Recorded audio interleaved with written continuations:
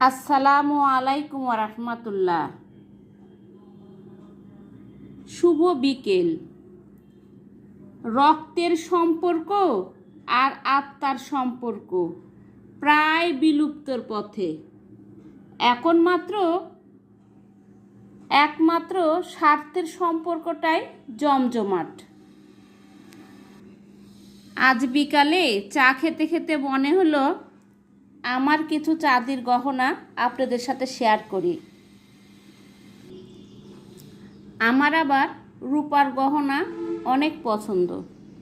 এই যে পরে আছে চাঁদির একটা চূড়, আর যে চাঁদির আমার কিছু আংটি। চাঁদির গহনা আমার অনেক পছন্দ, অনেক প্রিয়। চাঁদির কিছু আংটি আর চাঁদির আমি চূড় পরে আছি।